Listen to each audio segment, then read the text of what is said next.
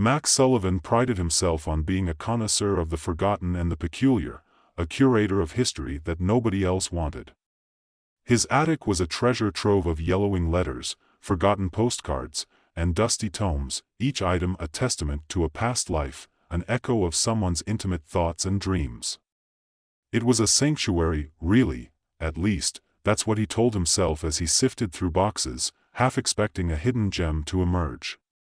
He often joked that if he weren't careful, he might end up on a Netflix special as the hoarder of lost love letters, but at least his collection had the decency to smell like old books instead of cat litter.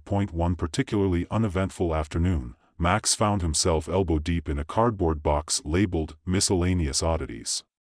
He had gotten it at an estate sale for 50 cents, convinced that somewhere in its depths lay the next big find. It was a quirky box that contained everything from antique keys to faded photographs of people he would never recognize. He chuckled as he unfolded an old map, the edges crumbling like a pastry left in the sun too long.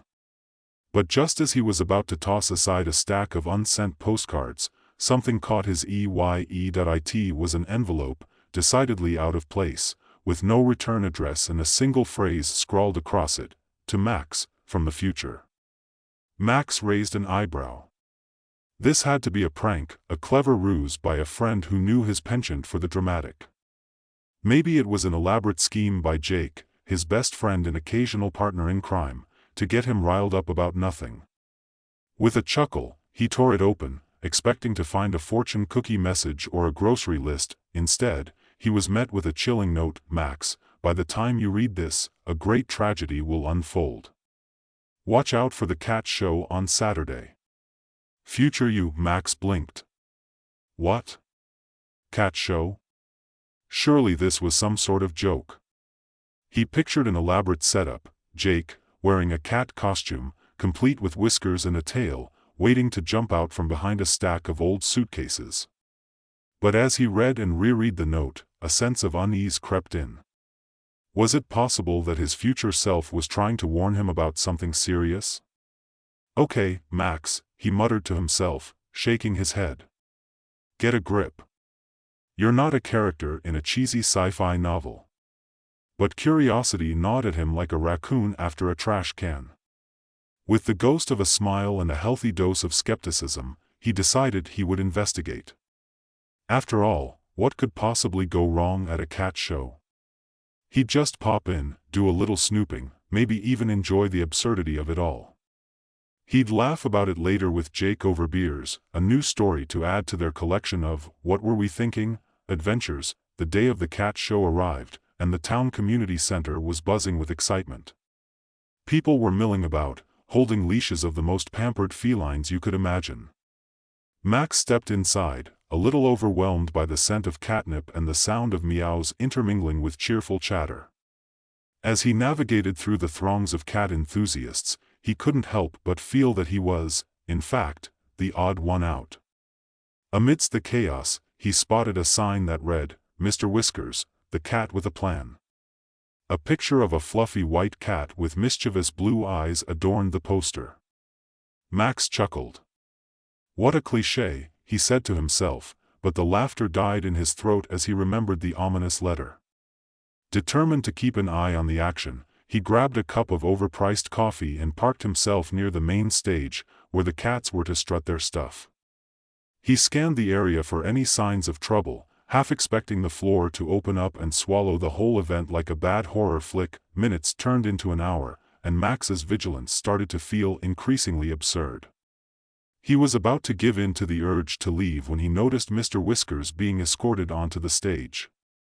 The fluffy cat was in all his glory, strutting confidently as if he owned the place. The audience cooed and clapped, clearly smitten.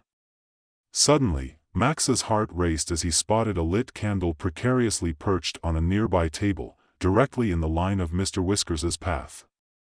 He leaped up from his seat, adrenaline pumping, and dashed toward the stage, shouting, "Watch out for the..." Too late. Just as he reached the foot of the stage, Mr. Whiskers, apparently intent on stealing the spotlight, leaped off the table, but not without knocking the candle over. It tipped, flames licking toward a nearby tablecloth as chaos erupted.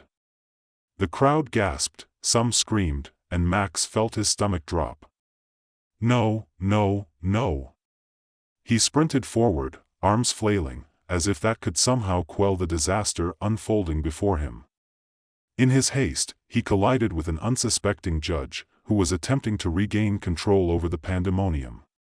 The judge stumbled, sending his clipboard flying into the air, papers fluttering like lost birds. In a comical twist of fate, Max ended up atop the stage, flailing like a madman.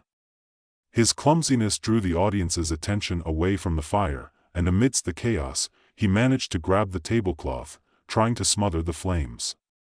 The fabric caught fire, of course, and instead of extinguishing the blaze, he merely added fuel to the fire, quite literally. "Oh, this is not happening," Max muttered as he finally got a grip, dousing the flames with the nearby water bowl meant for the cats. The crowd roared with laughter, mistaking his absurd efforts for a part of the show. Amidst the laughter, Max found himself pulled into the spotlight, not as a hero but as the comedic relief of the day. He could only chuckle at the absurdity of it all.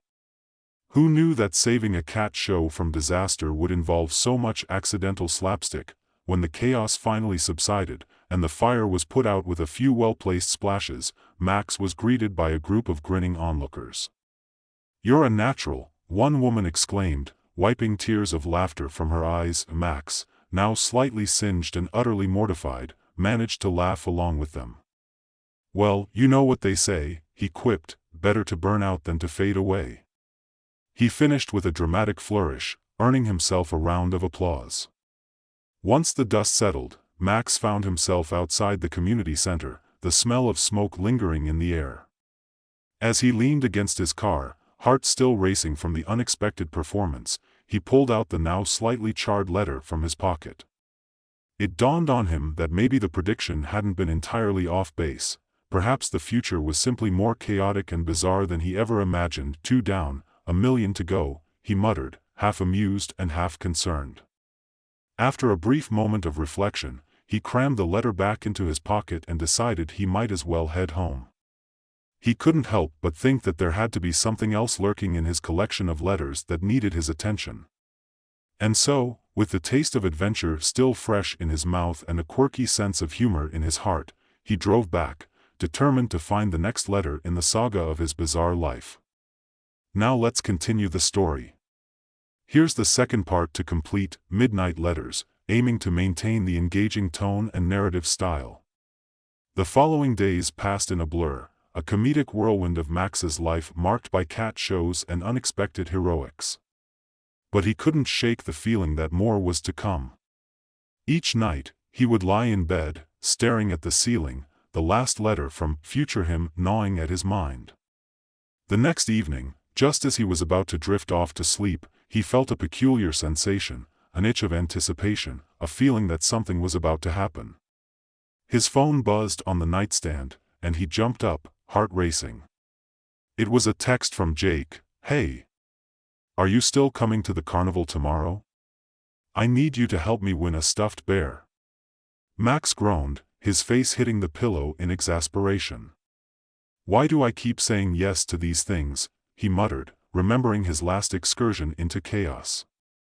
But the thought of a carnival brought back memories of carefree fun and ridiculous games.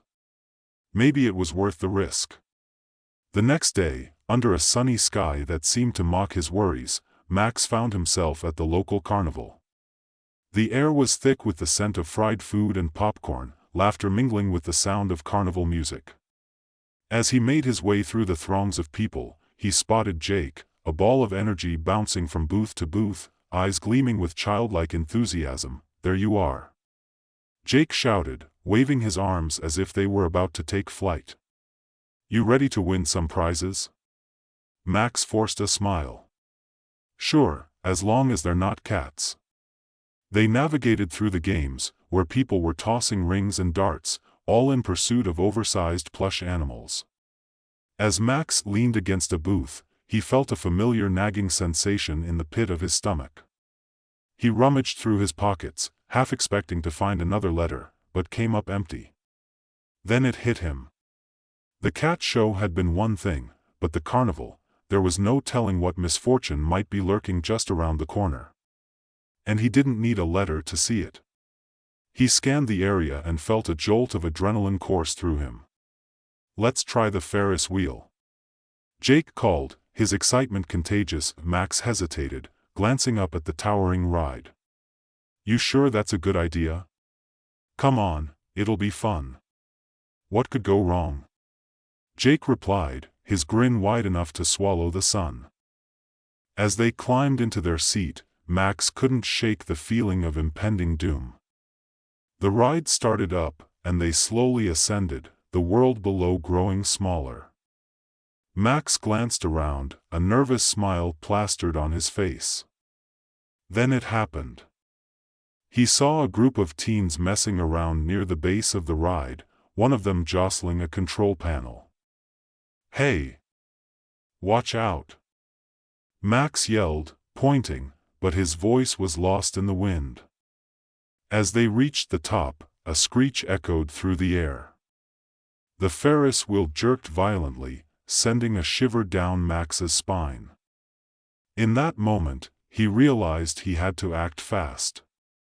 "Jake, we need to get down," he shouted, panic creeping into his voice. "Why?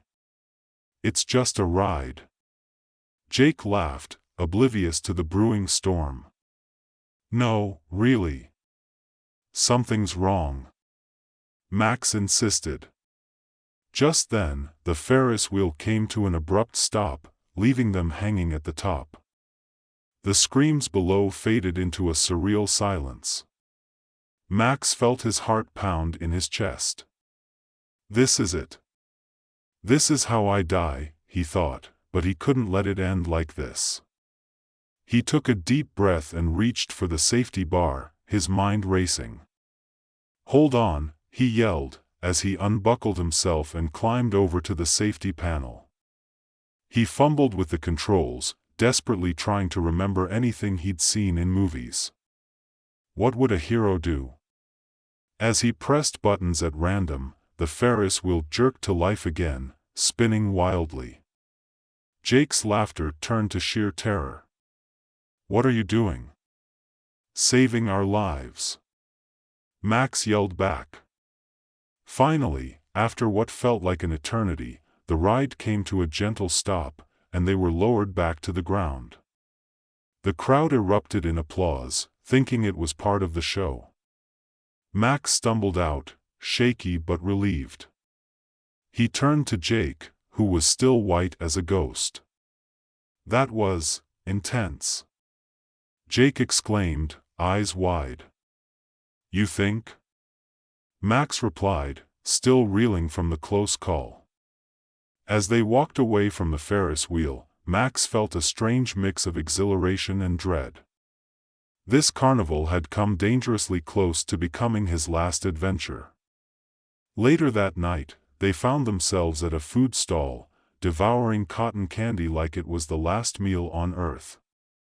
Jake was still buzzing from the adrenaline. "We should definitely come back to the carnival next year," Max chuckled, shaking his head. "Yeah, sure, as long as I'm not on any rides." After a few moments of laughter, Jake turned serious. "You know, you've been acting weird lately. Is everything okay?" Max hesitated. He wanted to share the madness, the letters, the warnings, but would Jake understand? Instead, he shrugged. "Just trying to enjoy life, you know. No more weird letters predicting my doom." Jake raised an eyebrow. "Weird letters, huh? Sounds like the plot of a bad movie." Max nodded, forcing a laugh. "Exactly. Just keep me away from any horror flicks, all right?" As they finished their snacks, Max felt a sense of lightness settle over him. Maybe life was unpredictable, messy, and full of the bizarre, but that was what made it worthwhile. He realized he didn't have to be bound by some ominous future, he could shape his own destiny. When he got home that night, Max flopped onto his bed, exhausted yet exhilarated. He pulled out the charred letter and smiled at the ridiculousness of it all. This whole experience was far more entertaining than any dire warning he had received. Just as he was about to drift off to sleep, a new thought struck him. What if the letters were a sign, he mused. What if future me just wanted to remind me to live life more fully? He chuckled at the absurdity of it and let his mind wander to the next day's adventures. Maybe he would take a spontaneous road trip or try skydiving, something equally ridiculous. The next morning, he awoke to the sound of his phone buzzing. Groggy and still half asleep, he glanced at the screen. It was another letter. Max, today will be an unusual day. Don't be late for the book fair. Future you. Max grinned, heart racing with excitement. Book fair, he muttered. Let's see what kind of trouble I can stir up this time. Little did he know that this would be the wildest chapter yet. As he arrived at the local book fair, he was greeted by the familiar sight of excited readers and the scent of freshly printed pages. But today felt different. The atmosphere buzzed with an electricity he couldn't quite place. Max wandered through the aisles, picking up random titles and chuckling at some of the outrageous covers. He was lost in thought when he spotted a booth that promised a mystery author reveal. Intrigued, he approached the crowd, excitement bubbling in his chest. Who could it be? He wondered aloud, only to be met with blank stares from nearby patrons. Maybe it's a famous writer, one girl exclaimed, clutching a stack of novels as if they were gold. Max felt a flutter of nerves. He was a collector, after all. What if he could meet someone whose work he adored? As he waited, the crowd began to stir, anticipation thick in the air. Suddenly, the curtain parted, and a figure stepped out. Max squinted, trying to make out the silhouette. It was a man, disheveled hair and glasses perched precariously on his nose. Surprise, the man yelled, waving his arms dramatically. I'm here to tell you all about my new book. Max's heart sank as he recognized the man, none other than his college creative writing professor, known for his wild tales and eccentric behavior. Great, Max mumbled under his breath, rolling his eyes. Just what I needed. The professor began to speak, his voice booming over the crowd. This book is all about the absurdity of life and the strange twists of fate, he declared, waving a copy of the book around. Like how sometimes you receive letters from your future self. Max's breath caught in his throat, and a chill raced down his spine. No way, he whispered to himself. As if sensing the energy in the air, the professor turned to Max, locking eyes with him. You look like someone who appreciates the unusual. Max's mind spun. Was he really being called out in front of a crowd? I guess, he replied, a nervous laugh escaping his lips. Good. Join me on stage. The professor beckoned, and before Max could protest, he was swept up onto the stage. The crowd erupted into applause, laughter bubbling around him. Max could feel heat rising to his cheeks as he stood awkwardly next to his former professor. Let's talk about the unpredictability of fate, the professor said, and Max's heart raced. Just then, a young girl in the front row raised her hand. What if fate is just a series of random events? Max couldn't help himself. Then we're all just characters in a bad sitcom, he quipped, and the crowd roared with laughter. And as the conversation continued, Max found himself swept into a discussion about the absurdities of life. He shared stories of his recent mishaps, the cat show, the carnival, and the more he spoke, the more he realized how much he had grown. The laughter echoed through the hall, creating a bond between Max and the audience. For the first time in a long time, he felt genuinely connected to those around him. As the discussion wrapped up, Max received a warm round of applause, a sense of accomplishment settling over him. Maybe life wasn't so bad after all.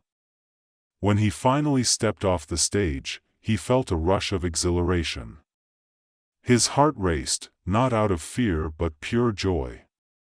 Maybe these letters from future me weren't just warnings, maybe they were reminders to seize the day, to embrace the chaos and unpredictability of life. As he walked through the fair, he spotted a table piled high with notebooks and pens. An idea sparked in his mind.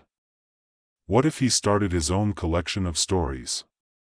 Not just letters but tales of adventures, both his and others, crafted into something unique and beautiful. With newfound determination, he bought a notebook and pen, ready to fill the pages with stories of the absurdities life had thrown at him. And as he sat down later that night, pen in hand, he realized that every moment, every letter, every chaotic twist had brought him to this point. Max Sullivan was no longer just a collector of forgotten tales, he was now the author of his own adventure, embracing life with open arms and a heart full of laughter. And who knows? Perhaps one day, he'd send letters to his own future self, reminding him to always find joy in the journey, no matter how ridiculous it may seem. As he penned his first story, he couldn't help but chuckle at the irony. The letters had brought him chaos, but in the end, they had also delivered him to a life far richer than he ever imagined.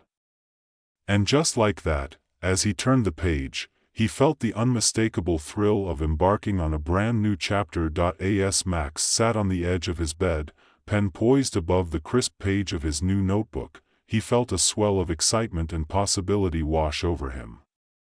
The ink was about to flow, and with it, he was ready to spill the chaotic essence of his life onto the paper. It was no longer just about collecting letters or oddities, it was about weaving a tapestry of stories that celebrated the unpredictable nature of existence itself. He took a deep breath, closed his eyes, and let the memories rush back. The cat show debacle played vividly in his mind, the image of Mr. Whiskers strutting across the stage, the candle tipping over, and his own absurd antics in trying to save the day. He chuckled to himself, a smile creeping onto his face as he began to write. The day I learned that life is a comedy, not a tragedy, started with a letter from my future self warning me about a cat show. Little did I know that the ensuing chaos would set the stage for my transformation from a simple collector to an accidental hero. As he scribbled down the details, he found himself lost in the narrative, the words flowing effortlessly like the carnival games that had enveloped him the day before. Each stroke of the pen became a celebration of laughter, mistakes, and unexpected heroism. Max wrote about the people he had met, Jake, with his unwavering enthusiasm, and the eccentric professor who had turned an ordinary book fair into a whimsical adventure. He captured the energy of the carnival, the way the colors danced before his eyes, and how the smell of popcorn and cotton candy filled the air like a warm hug. He paused for a moment, reflecting on how far he had come since that fateful day he discovered the first letter. Life had never been straightforward, but now, it felt vibrant, teeming with stories waiting to be told. Max understood that embracing the absurd was not just a way to cope but a philosophy he wanted to carry forward. As he wrote, the sun dipped below the horizon, casting a warm golden glow across his room. The soft light wrapped around him, creating a cocoon of inspiration. With each sentence, he felt a sense of liberation, as if he was shedding layers of doubt and fear. This wasn't just writing, it was his way of making sense of a world that often defied logic. Suddenly, the phone buzzed on his nightstand, jolting him from his creative reverie. He glanced at the screen, surprised to see a message from Jake. "Hey. Got a last-minute invite to a bonfire at the lake tonight. You in? Max hesitated, looking at the unfinished page in front of him. The idea of a cozy night of storytelling around a crackling fire tempted him, but the thought of losing momentum with his writing weighed heavily on his mind. Yet, something tugged at him, the thrill of spontaneity, the chance to create new memories. He replied, "I'm in. Just give me a minute."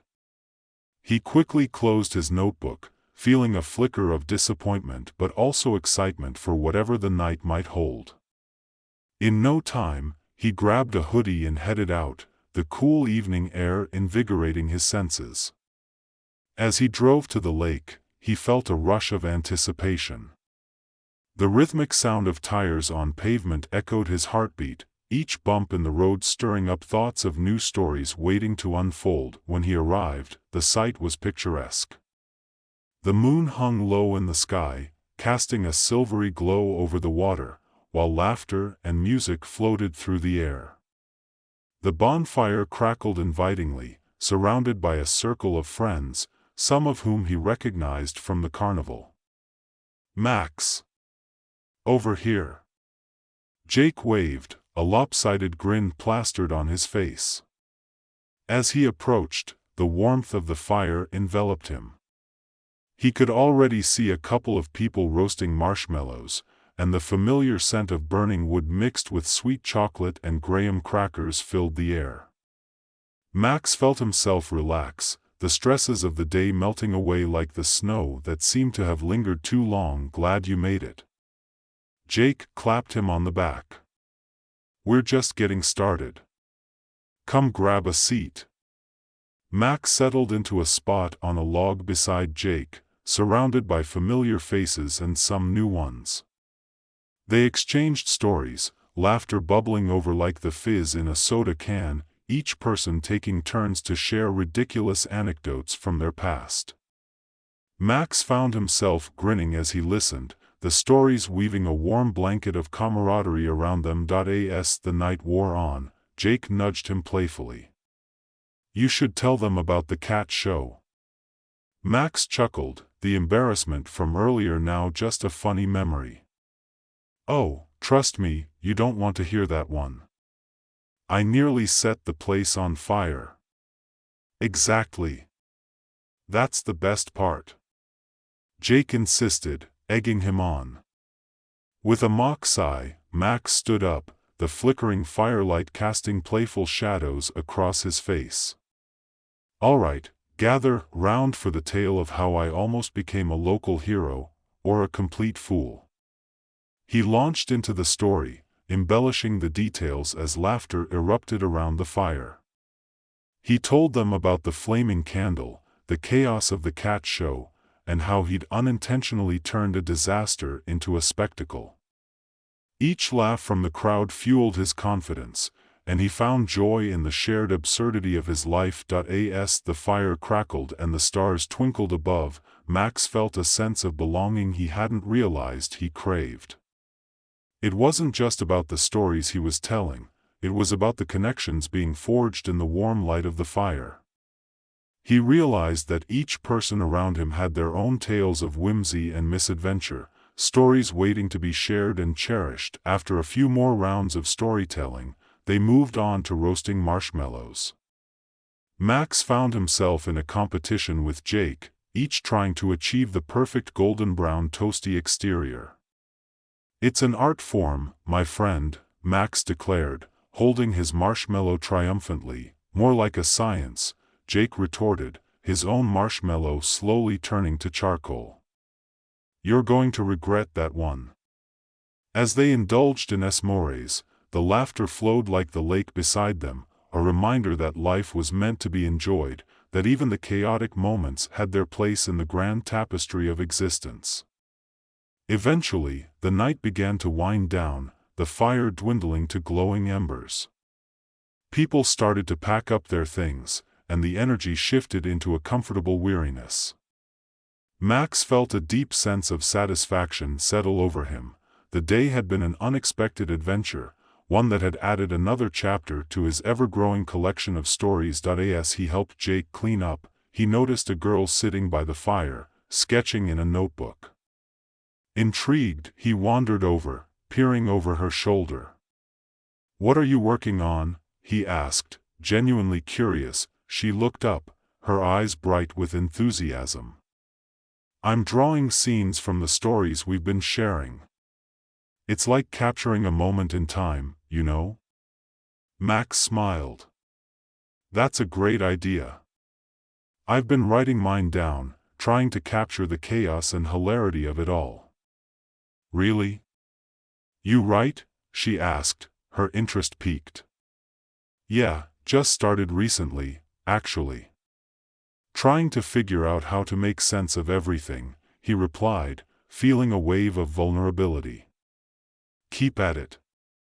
Everyone has a story worth telling," she encouraged, her eyes sparkling with sincerity. With a newfound determination, Max felt inspired by her words.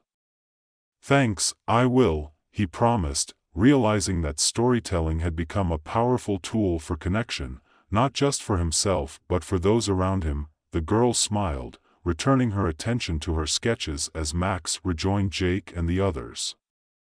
As they said their goodbyes, a sense of contentment settled within him.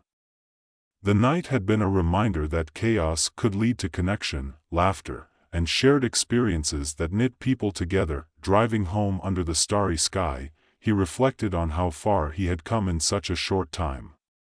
The letters, the laughter, the ridiculous moments, they had all led him to a deeper understanding of himself. He realized that life didn't always go according to plan, and that was perfectly fine. Embracing the unpredictability had opened doors he never knew existed. Back in his room, Max pulled out his notebook once more, the pages yearning to be filled. He felt a spark of creativity as he wrote about the night, the warmth of the fire, the laughter of friends, the girl sketching stories.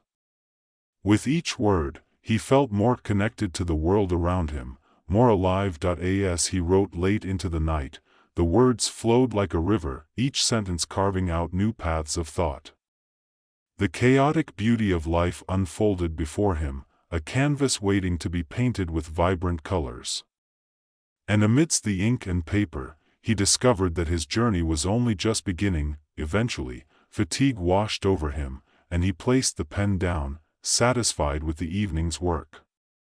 As he drifted off to sleep, his dreams were filled with flickering fires and the laughter of friends, of stories yet to be written and adventures waiting to unfold. The next morning, Max awoke with the sun streaming through his window, illuminating his messy room and the scattered pages of his recent writing. He felt invigorated, a spark of inspiration igniting his soul. The world outside beckoned with endless possibilities, and he was ready to seize them. After a quick breakfast, he decided to take a stroll around the neighborhood, letting the fresh air clear his mind. He found himself wandering toward the local park, where families gathered to enjoy the sunshine and the sound of children playing filled the air. As he ambled along the path, he overheard snippets of conversation, stories blending together like a harmonious melody. An elderly man shared tales of his youth, a group of kids plotted their next adventure, and a couple discussed their plans for a summer trip. Max felt a surge of excitement. Each person was a storyteller, a carrier of experiences waiting to be shared. What if he could collect their stories too? He envisioned an anthology of community tales, a book that captured the essence of life from different perspectives. With this new idea swirling in his head, he approached a nearby bench where an older woman sat, knitting with deft fingers. "Excuse me," he said, "I couldn't help but notice your beautiful work. Do you mind if I ask you about it?" She looked up, her eyes sparkling with warmth. "Not at all, dear. I'd love to chat."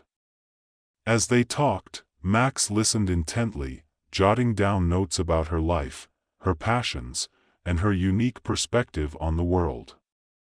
The woman shared stories of her childhood, the challenges she faced, and the lessons she learned along the way. Max found himself captivated by her words, the wisdom flowing like a river. "Thank you for sharing your story with me," he said earnestly, feeling a deep appreciation for the connection they had formed. "Thank you for listening, dear. Most people don't take the time anymore," she replied, a hint of sadness in her voice. Max promised her he would continue to gather stories from others, each one a thread in the fabric of their community. Inspired, he bid her farewell and wandered further into the park, determined to capture more tales. Throughout the day, he met people from all walks of life: a man who played the saxophone on the street corner, a group of teenagers planning a charity event, and a mother sharing her journey of raising twins. With each interaction, Max found himself writing feverishly in his notebook, the pages filling with vibrant narratives of resilience, joy, and the beauty of the everyday. As the sun began to set, casting a warm glow over the park, Max felt a sense of fulfillment. He realized that his life was not just about his own adventures but also about the shared experiences that connected everyone. Each story was a reminder of the intricate web of humanity, and he felt honored to be a part of it. When he returned home, he spread out his notes across his desk, eyes wide with excitement at the wealth of material he had gathered. He was no longer just a collector of letters, he was now a collector of life stories, a curator of the human experience. He spent the evening organizing his notes, weaving together the different narratives, and dreaming up a vision for his book. As he pieced together the stories, he felt a sense of purpose swell within him. This was what he was meant to do, to give voice to the unheard and celebrate the tapestry of life. Days turned into weeks, and Max continued his mission. He spent time in coffee shops, parks, and community events, always ready to listen and capture the tales of those around him. He became a familiar face, the guy with the notebook who was always eager to hear someone's story. His own adventures continued to unfold alongside the stories he gathered. He learned to embrace spontaneity, going on impromptu road trips, attending quirky festivals, and even trying his hand at new hobbies like painting and cooking. Each experience was another page in his evolving narrative, a testament to the beauty of living fully. One afternoon, while at a local farmer's market, Max encountered a woman selling handmade pottery. Intrigued by her vibrant creations, he struck up a conversation. As she spoke about her passion for art and the joy of working with clay, he felt an undeniable connection. "What inspires you?" he asked, genuinely curious. She paused, considering his question. "Life itself inspires me, the stories we tell, the connections we make. Each piece I create holds a memory, a moment frozen in time." Max smiled, her words resonating deeply within him. "I feel the same way about stories. They're like art, each one unique, each one holding a part of us." They exchanged contact information, and Max felt a sense of camaraderie in their shared appreciation for creativity. It was moments like these that fueled his passion and reminded him of the importance of connection. As the months passed, he continued to write and collect stories, the book slowly taking shape. His nights were filled with laughter, words, and the thrill of sharing narratives that spanned generations. He knew he was creating something meaningful, a tribute to the rich tapestry of life. Finally, after much hard work, he felt ready to share his book with the world. He planned a launch event at the local community center, inviting everyone whose story had found a place in his pages. It felt fitting to celebrate the culmination of his journey in the same space where chaos had once erupted during the Cat show. On the day of the launch, the community center buzzed with excitement. Friends, family, and the many faces he had encountered over the months gathered, creating an atmosphere of warmth and support. Max stood nervously at the front, clutching his book, feeling the weight of all those stories resting in his hands. "Thank you all for coming," he began, his voice slightly shaky but filled with gratitude. This book is not just mine, it belongs to all of you. Each story within these pages is a reflection of our shared humanity. It's a reminder that life is a beautiful, messy adventure, and every moment is worth celebrating. As he spoke, he looked out into the crowd, seeing familiar faces: Jake, the elderly woman from the park, the pottery artist, and so many others who had touched his life. The realization washed over him that they were all intertwined, each contributing to the vibrant tapestry he had sought to capture. After the reading, he signed copies of his book, exchanging heartfelt words with those who came to support him. Each signature was a reminder that their stories mattered, that they were part of something bigger. As the evening unfolded, laughter and conversation filled the air, and Max felt a profound sense of fulfillment. He had stepped into the unknown, embraced the absurd, and emerged with a deeper understanding of himself and the world around him. Later that night, as he lay in bed, he reflected on the journey that had led him to this moment. The letters had sparked a transformation, igniting a fire within him to explore, connect, and create. With a contented smile, he pulled out his notebook, flipping through the pages filled with stories and sketches. He knew this was just the beginning. Tomorrow would bring new adventures, new stories to uncover, and new people to meet. Max Sullivan was no longer just a collector of forgotten letters, he was now a weaver of life's rich tapestry, ready to embrace whatever chaos and beauty lay ahead. And with that thought, he drifted off to sleep, dreaming of the countless stories still waiting to be written.